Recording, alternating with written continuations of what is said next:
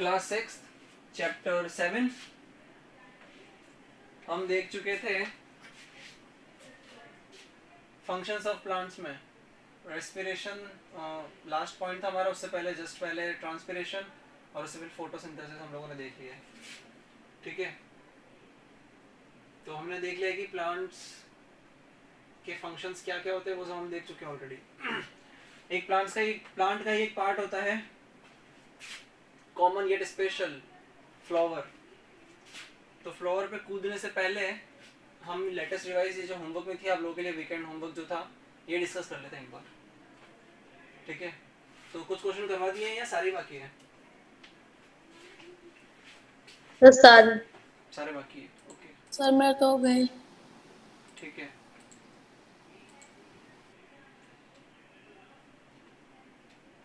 ठीक है, देखिए आप लोग आंसर कर लेते हैं। ये सारे क्वेश्चंस जो हैं 2 to 5 ये तो हाँ आप लोग बुक में मार्क कर सकते हो। ठीक है, बुक में मार्क करवा देंगे इसे तो। और फर्स्ट का यही लिख लो। सर आप पेज नंबर बोल दो। हाँ सर आप पेज नंबर बोल दो, बुक में मार्क कर लूंगा। हाँ एग्जैक्टली यही करने वाले हैं। यहाँ पे बोल रहा है कि increasing order of height, ascending order की बात कर। असेंडिंग ऑर्डर में जमा में है तो जमा ऑर्डर इसमें तो कोई हार्ड एंड फास्ट नहीं है। Shrub sorry herbs. ठीक है, हर्ब्स उसके बाद में बड़े होते हैं शर्ब्स, ट्रीज।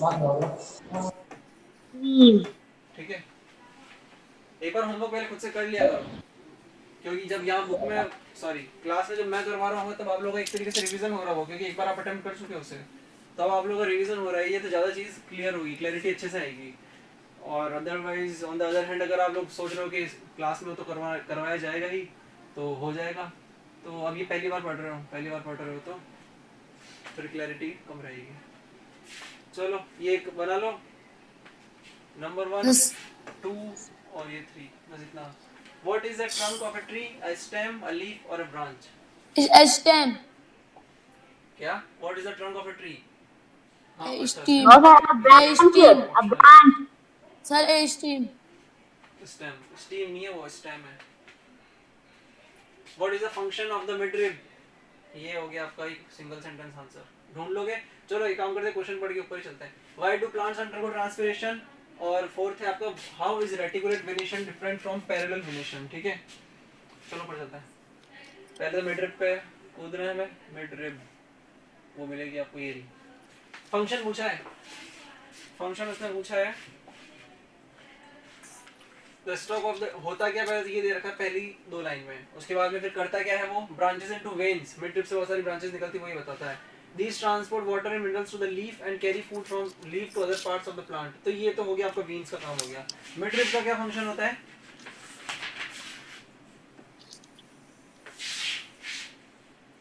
ये मेन लाइन है इसकी।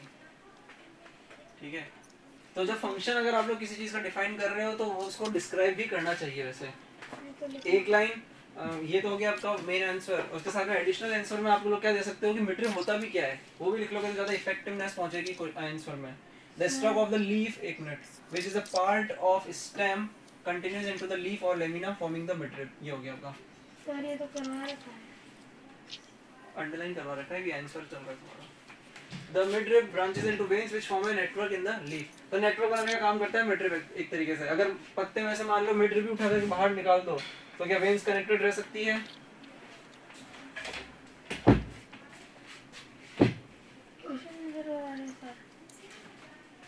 एक मिनट सर आपकी आवाज थोड़ी कम आ रही है। आवाज थोड़ी कम आ रही है, आवाज थोड़ी कम आ रही है, एक बार आवाज सही कर लेते हैं।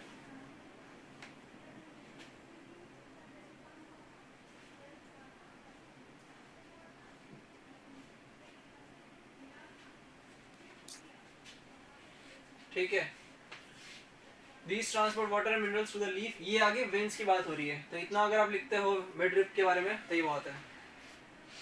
चले आगे, सर ये आंसर बना आंसर 3 है ये। अगला क्वेश्चन आपको वेनेशन के बारे में पूछ रहा है। वेनेशन के बारे में लिख लोगे रेटिकुलेट और पैरेलल वेनेशन, ये आंसर हो गया आपका फोर्थ। हाउ इज डिफरेंट, तो डिफरेंट कैसे है, तो वेन्स जिस तरीके से रन करती है पत्ते के अंदर वहां पे डिफरेंशिएशन है कि एक तरफ हमारे पास में पत्ता है जिसके अंदर पैरेलल वेनेशन होगा और इसके अंदर है रेटिकुलेट वेनेशन, तो ये पैरेलल वाला इस तरीके से जाएगा, ठीक है, आपस में पैरेलल है, मिड रिब के भी पैरेलल है और आपस में भी पैरेलल है वो। और उसके बाद में यहाँ अगर आप लोग लिखोगे इसे तो मिड रिब तो होने ही वाली है, और उसके बाद में फिर वो इस तरह का cross like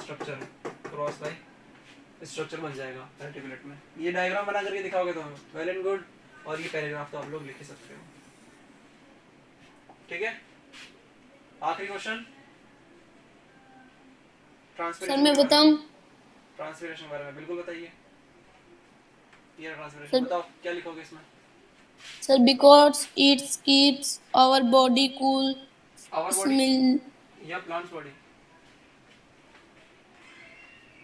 transpiration similar similarly plants also lose water through their leaves. This process is called transpiration. ठीक है, If you ठीक बताया तुमने, लिख सकते हैं ये। और ये पहले पैराग्राफ में आंसर लिखा हुआ है कि why do plants undergo transpiration, ऐसा क्यों करते हैं वो, बिकॉज ये answer, because it keeps plants undergo transpiration because plants undergo transpiration because it keeps our body छोड़ो, because it keeps the plants, नहीं ये नहीं बन पाएगा, ये देखो, because it keeps plant body और ऐसे plants body cool, तो plants also lose water through their leaves, this process is called transpiration। वैसे तो वो जो तुमने लिखा है ना स्टार्टिंग के 4-5 वर्ड वही आंसर है, लेकिन एडिशनल थोड़ा अच्छे से एक्सप्लेन करने की आदत अभी से डालो। घास काटना नहीं है, हमें शॉर्टकट में करना है, लेकिन शॉर्टकट में अच्छे से काम करना है, ठीक है, कर लोगे, ठीक है।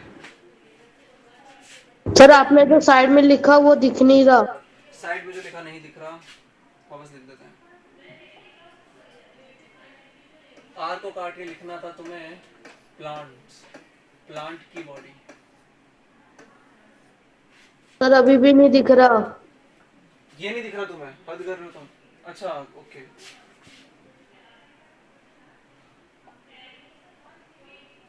सर VSI आ रहा है।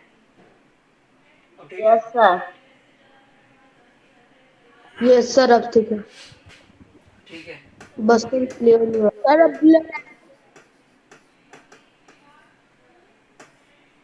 ठीक है। अब तो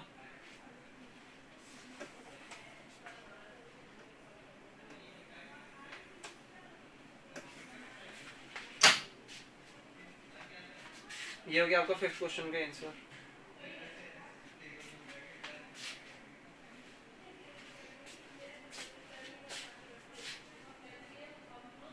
सारी फोर्थ है क्या? सर लिख लिया। ये 5th क्वेश्चन है, तो फोर्थ लिया। 4th पर करवा दिया, तुम सो रहे थे।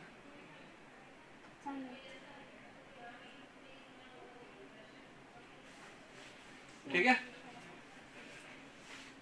सर चलो टॉपिक कंटिन्यू करते हैं हमारा।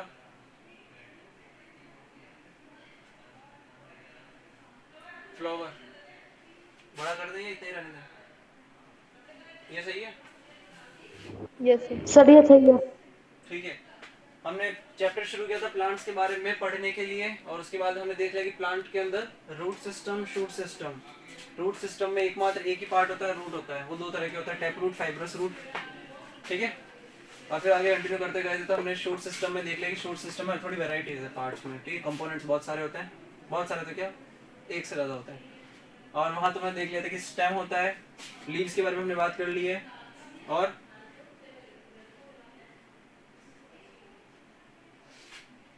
अरे बोलो भाई, सो रहे हो गए सब? फ्लावर अभी फ्लावर के बारे में बात करने वाले हैं। लीव्स के बारे में काफी सारी बात कर ली, स्टेम के बारे में बहुत सारी बात कर ली थी हम लोगों ने, फंक्शंस, फंक्शनैलिटीज देख ली, डिस्क्रिप्शंस देख लिए। अब फ्लावर की बात है, तो पढ़ना शुरू करते हैं एक बार। It is very easy to identify a plant from its flowers.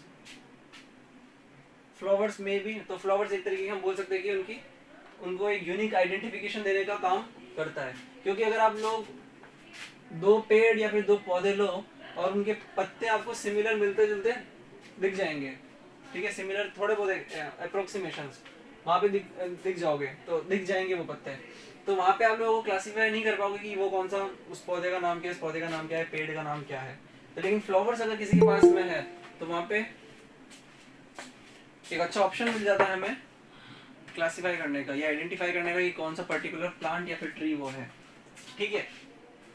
तो फ्लावर इंपॉर्टेंट टॉपिक भी है, इसमें क्वेश्चन बनने के चांसेस हैं, ठीक है। It is very easy to identify plant from its flowers. Flowers may be of many sizes, but most of them are brightly colored. They are the organs of reproduction of a plant. तो plant का आगे generations बढ़ाने का काम भी flowers के ऊपर ही है, फ्लावर से डिपेंडेंट है। ना तो लीफ रेस्पॉन्सिबल है, ना ही स्टेम, ना ही रूट, ना ही बर्ड और कोई भी रेस्पॉन्सिबल नहीं है। डिपेंडेंसी सारी की सारी उठा करके फ्लावर के ऊपर ही रख दी गई है नेचर ने। यहीं से आपका रिप्रोडक्शन फ्लावर्स के प्लांट के केस में होता है, ठीक है। फ्लावर्स में be of many sizes but most of them are brightly coloured. They are the organs of reproduction of a plant. ये अंडरलाइन कर लो। मेन पार्ट्स ऑफ फ्लावर ये पढ़ेंगे अभी, ये पढ़ेंगे main parts of a flower are. Sepals पहला,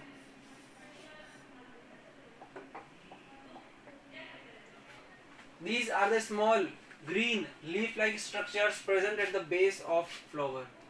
तो हमें पता है कि हर फ्लावर के नीचे आपको छोटे छोटे पत्ते दिखेंगे। रोज ले लो, आप मैरीगोल्ड ले लो, जहाँ पे छोटे छोटे ग्रीन कलर के पत्ते टाइप से अटैच्ड होंगे फ्लावर के ऊपर ही, उसे बोलते हैं सेपल्स। और जो मेन पत्ते होते हैं फूल के उसे बोलते हैं पेटल। आया समझ में? और ये सीधा सीधा मार्क कर रखा है, एरो दे रखा है उसने, एरोइंग कर रखी है उसने। ये रहा आपका सेपल और ये रहा आपका पेटल। नींद आ रही बढ़िया? यस। नहीं sir. No sir. These are the small green leaf-like No, sir. structures present at the base। इसे कर लो underline, of a flower। They protect the petals in the bud stage and provide support to the petals when the bud opens to form a flower। तो ये देखो, ध्यान से देखो यहाँ पे क्या होता है कि जैसे मान लो कि किसी ब्रांच के ऊपर, किसी पेड़ के ऊपर, किसी पौधे के ऊपर या पेड़ के ऊपर, स्टेम के ऊपर, ब्रांच के ऊपर पहले बड उगना शुरू होता है। जनरली राउंड शेप में होता है, ओवल शेप में होता है, और उसके ऊपर जो कवरिंग होती है वो ग्रीन कलर की। जनरली तो देखोगे तुम लोग फ्लावर निकलने की शुरुआत होती है छोटे से बड से होती है। तो ये कवरिंग देने का काम भी यही करता है सेपल, ठीक है। फिर जाकर के कवरिंग खुलती है, उसमें से फूल निकलना शुरू होता है धीरे धीरे, और फिर वो खिलना शुरू होता है, ठीक है। तो ये मेन कवरिंग का काम भी कौन कर रहा है? सेपल ही कर रहा है। ये समझा रखा है इस लाइन में। They protect the petals in the bud stage. अभी वो फ्लावर बना नहीं है, जब अब ये जो है ना, इसी को बड बोलते हैं, ठीक है। ये पूरा काम की बात है actually. And provide support to petals when the bud opens to form a flower. Underline कर लिया होगा? कर लिया? चलते नीचे। यस सर कर लिया। एक एक कंपोनेंट को पढ़ेंगे और एक एक कंपोनेंट को यहाँ पे देख लेंगे। Petals, these are the flat, broad, generally colored structures present in a flower। तो अब देखो इतनी सारी चीजें हो गई तुम लोगों के पास में कि फ्लावर्स के कंपोनेंट्स हो गए, लीफ के कंपोनेंट हो गए, ठीक है, फाइब्रस रूट, टैप रूट, ये सब हो गए। तो और ऊपर से हर ट्रीज के टाइप, प्लांट्स के टाइप, ये सब तुम लोगों के पास में है। और हर जो भी डिस्क्रिप्शन लिखा हुआ है, किसी में फ्लैट, थिन, थिक, ब्रॉड, ये सारी चीजें खुलने वाली है। तो तुम कैसे याद रखोगे इसे? इसे बोल रहे हैं कि समझते हुए चलो। जैसे ही तुम लोगों ने, तुम्हारे दिमाग में आया पेटल, जैसे तुम लोगों ने सुना पेटल, तो तुम्हारे दिमाग में आना चाहिए कि फ्लावर का कौन सा पार्ट होता है पेटल। रट्टा मारने की जरूरत नहीं है कि पेटल ये होता है, स्टेमन में ये लिखना है और पिस्टल में ये लिखना है, ये सब नहीं करना है। समझते चलो कि कौन सा पार्ट है।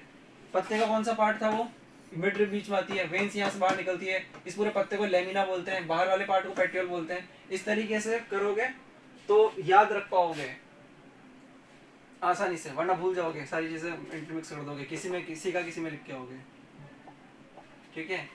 तो पेटल्स में these are the flat दिख रही है, वो कहाँ गया फ्लावर? ऊपर चला गया।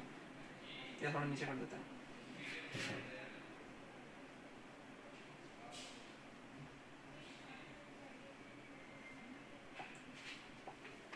These are the flat, broad, generally colored structures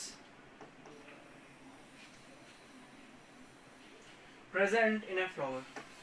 They may be in one or more layers.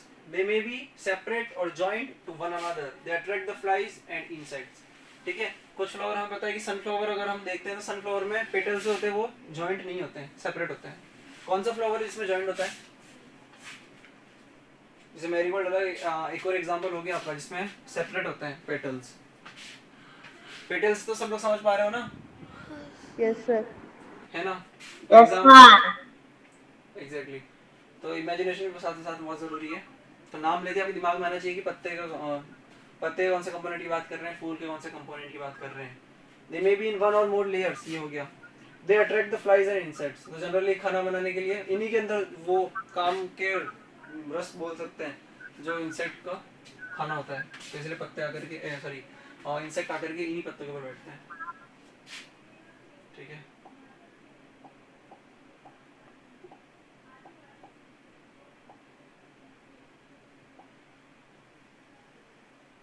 कर लेना अंडरलाइन, वन अनदर तक कर लेना। स्टेमेंस देखेंगे अभी। वन अनदर करना जैसे Stamens. These are placed inside the petals and can be Sir, seen your voice is slow. only after, ठीक है तेज बोलूंगा थोड़ा। Stamens की बात कर रहे हैं। These are placed inside the petals and can be seen completely only after removing the petals. ठीक है, they are the male reproductive organs of the flower. They consist of two parts, a long thin tube-like structure called filament और उसके बाद sac-like structure को attached to it at the top called anther. पूरा ही काम करता है। इसे तो कर दो अंडरलाइन एक बार पूरा पढ़ लेते हैं।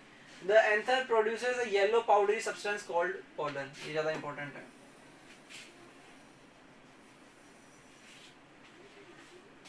ये अंडरलाइन कर लो फिर ऊपर चलेंगे। सर हो गया। स्टेमन एक तरह स्टेमन दो पार्ट की कॉम्बिनेशन को स्टेमन बोला गया। स्टेमन कोई पर्टिकुलर आपको नहीं दिखेगा कि वहाँ पे ये स्टेमन होता है। जैसे कि कहने का मतलब ये है, ऊपर आ जाओ अब। सेपल के अंदर छुपा हुआ सेपल के अंदर से पेटल निकलता है। पेटल के अंदर अगर आप उसको और खोलोगे तो आपको दिखेंगे, एक तो आपको दिखेगा कुछ इस तरह का जो थोड़ा थिक होगा, बड़ा सा।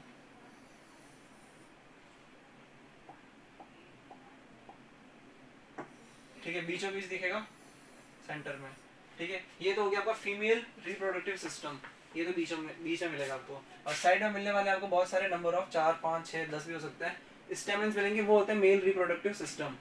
स्टेमेन के अंदर होते हैं दो सब पार्ट, एंथर और फिलामेंट। एंथर बोलेंगे जैसे मान लो कि ये रहा आपका फूल और यहाँ से निकलेंगे ये बहुत सारे, हम बोल सकते हैं कि थ्रेड लाइक स्ट्रक्चर, तो इन्हें बोलेंगे फिलामेंट। ये रहे फिलामेंट्स आपके, ये सारे फिलामेंट्स। और इनके ऊपर थोड़ा और इनसे भी थिक कुछ स्ट्रक्चर मिलेगा, उसे बोलेंगे एंथर। अब ये समझने वाली बात यहाँ पर ये है कि एंथर प्रोड्यूस करता है आपका क्या, पॉलन्स। वो क्या काम करते हैं वो देखते हैं। लेकिन पॉलन्स होते क्या हैं जो एंथर क्रिएट करता है। और येलो या फिर व्हाइट भी होता है बहुत सी बार, व्हाइट या फिर येलो पाउडरी लाइक सब्सटेंस। ठीक है, ये तो आपको समझ में आया। अब चलते हैं एक बार नीचे कि पॉलन करता क्या है। पिस्टल देखो, उससे पहले पिस्टल ये हो गया आपका फीमेल रिप्रोडक्टिव सिस्टम और inner most part of the system. वो जो मैंने थिक जो सेंटर बनाया था, ये देखो बना रखा है यहाँ पे, जो थिकर पार्ट बनाया था सेंटर में, वो होता है फीमेल रिप्रोडक्टिव सिस्टम। के आसपास होते हैं बहुत सारे मेल रिप्रोडक्टिव सिस्टम। ठीक है, तो आगे की बात, it consist of a top portion called stigma. वहां पे 3 पोर्शन है उसके, 3 सब पार्ट है। पहले स्टिग्मा हो गया, फॉलोड बाय स्टाइल, और नीचे जाकर के ओव्यूल मिलेगा आपको, और ओव्यूल अंदर मिलेगा, बाहर ओवेरी मिलेगी आपको। ठीक है, एक बार वापस ऊपर चलना पड़ेगा तो आपको ये भी देखना है तो। ठीक है, ये सेंट्रल थिक पार्ट हो गया, ये फीमेल रिप्रोडक्टिव सिस्टम। ऊपर वाला पोर्शन जिसमें यहाँ पे ऊपर वाला पोर्शन होता था एंथर, वहां पे होने वाला है स्टिग्मा। ठीक है, बीच वाला पार्ट जो कनेक्ट करेगा उसे नीचे जाकर के फ्लावर के कोर्स है उसे बोलेंगे स्टाइल, और फिर नीचे जाकर के ओवेरी। अब ओवेरी के अंदर ओव्यूल्स भी होते हैं। ओव्यूल्स का मतलब वो जो एग्स वगैरह होते हैं। अब जो काम की बात क्या होता है, आगे अगले टॉपिक में पढ़ने वाले हैं, पॉलिनेशन पढ़ेंगे उसमें, तो पहले से बता रहा हूँ इसलिए क्योंकि डायग्राम यहाँ पर ही है। यहाँ से पॉलन कहीं से भी किसी भी मेल को उठाओ, वहां से पॉलन निकलेंगे। अब पॉलन बिल्कुल हल्का होता है, कोई हैवी नहीं होता है, जिसे ट्रांसपोर्ट करने में या तो हवा उठा करके उस पॉलन को यहाँ पे रख सकती है स्टिग्मा के ऊपर, या फिर कोई इंसेक्ट आकर के यहाँ से पॉलन उठाए और फिर पहले यहाँ बैठे पॉलन उठाए और उड़ करके यहाँ चला जाए और फिर यहाँ पे पॉलन रख करके भाग जाए। तो क्या होगा, दोनों केस में हमें क्या करना है, कुल मिलाकर के कैसे भी, चाहे हवा से, चाहे पानी से, या चाहे किसी इंसेक्ट के थ्रू, वो पॉलन यहाँ पर आ जाए, स्टिग्मा के ऊपर बैठ जाए, वो पॉलन खिसकता खिसकता नीचे चला जाएगा। ये आपकी बुक में एक्सप्लेन नहीं किया हुआ, ये थोड़ा एक्स्ट्रा चल रहा है। खिसकता हुआ नीचे चला जाएगा और यहाँ जाकर के ओव्यूल जो होता है, अंडे होते हैं, एग्स होते हैं, तो इसमें जाकर के मिक्स हो जाएगा और यहीं से शुरुआत होती है नए प्लांट के बनने की। ठीक है, यहाँ से फ्रूट्स बनना शुरू होता है, फिर फ्रूट के अंदर सीड्स होते हैं और हमें पता है कि सीड से ही प्लांट या फिर ट्री ग्रो करते हैं। तो सीड्स, नए सीड्स का फॉर्मेशन यहाँ से होना शुरू होता है। तो पहले फ्रूट बनता है इसके अंदर और फिर फ्रूट्स के अंदर हमें पता है कि बीज होते हैं। ठीक है, ये समझ में आया? अरे भाई मुंह तो खोलो। Yes Yes, sir. sir. Yes sir, थोड़ा थोड़ा।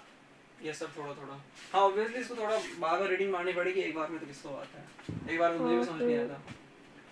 It is the innermost part of a flower, it is the female reproductive organ of a flower. ये तीनों दे रखे उसके parts, stigma, style, ovary, ovary के अंदर ओव्यूल्स। अच्छा,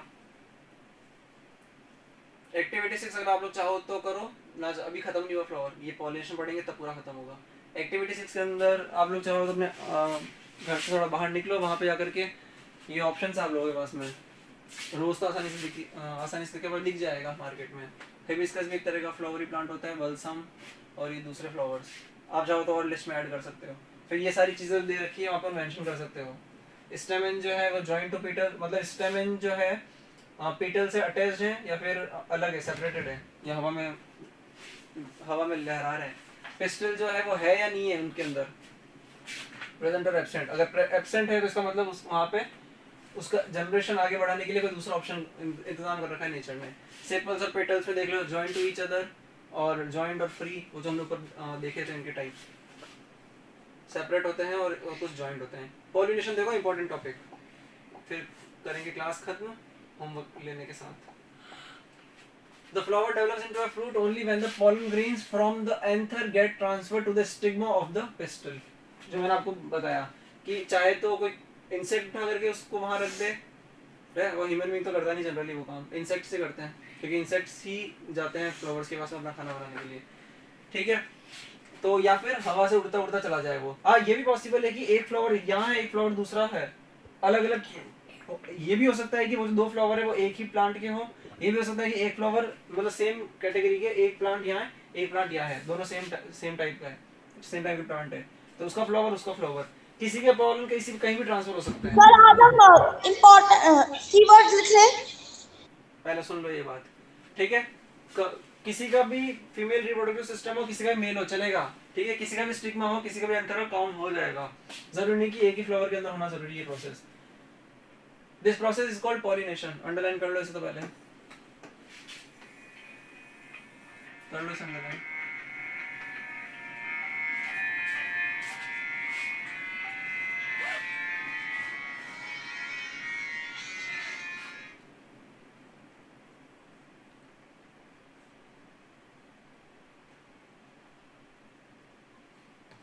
ठीक है, ऐसे तो कर लो है। After pollination the ovary grows to form the fruit, जो बीच वाला पार्ट है वो फ्रूट बनाएगा, और फिर and the ovules form the seed. When mature, the fruit falls to the ground. Seeds germinate into saplings which grow into another plant. तो ये कहानी रही, ये साइकिल चलती है इस तरीके से, या फिर ये सीक्वेंस या ये प्रोसेस चलती है आप लोगों के लिए प्लांट्स के जनरेशन के जरिए। ठीक है, अनलाइक एनिमल्स जो अंडे देता है, यहाँ पे प्लांट कोई अंडे नहीं दे रहा है, यहाँ पे इसके अंदर भी एग्स होते हैं ओव्यूल्स नाम के, लेकिन ये थोड़ा डिफरेंटली काम करता है। ठीक है, होमवर्क आप लोगों के लिए रहेगा आज के लिए, ये वही बात लिखी हुई इनसाइड के अंदर जो मैंने आपको सर आप बुक वर्क एक्सप्लेन कर या दो। तो कोई इंसेक्ट एज ए एजेंट काम करेगा, फिर हवा के थ्रू वो पॉलन जो है ट्रांसफर हो जाएगा एंथर से स्टिग्मा पे। हाँ, आप लोग ये कर सकते हो कि कीवर्ड्स आप लोग पढ़ लो, कॉपी में लिखना चाहो तो आप लोगों की चॉइस है, बाकी मैं फोर्सफुली नहीं है कि आप लोग कॉपी पेस्ट करो। छापने से मतलब नहीं, इनको समझने से मतलब है, ठीक है। किसी कंपनी का नाम जैसे आप अभी कान में पड़ता है, उसकी इमेज आप लोगों के माइंड में आ जानी चाहिए, तब जाकर के आपने चीजें समझ। सर आप ये एग्जाम में दोगे क्या? हाँ, एग्जाम में आ सकते हैं, कीवर्ड्स आ सकते Okay, हैं sir. और ये सारे डेफिनेशंस भी आ सकती है। सर आप बुक वर्क एक्सप्लेन कर दो। होमवर्क एक्सप्लेन कर दें? सर बुक वर्क होमवर्क में दोगे? होमवर्क एक्सप्लेन कैसे करूंगा, मुझे ये समझ नहीं आ रहा। समेटिव असेसमेंट में ए, हमको इम्पोर्टेंट टर्म्स लिखने हैं। हाँ लिखना है ए बी सी और डी, अगर ई भी कर लोगे तो अच्छा रहेगा। कर लोगे? इतने सारे छोटे छोटे ही आ रहा। ए टू ई होमवर्क है आप लोगों के लिए आज का होमवर्क है आप लोगों के सर कोशिश। लिए ए टू ई समेटिव असेसमेंट के, ठीक है। ये कल हम डिस्कस कर लेंगे और फिर कल आगे ओके सर। ठीक है। Okay, sir. Bye, sir. Homework में bye bye. Bye sir. Okay sir. Bye sir. Bye sir. Bye sir.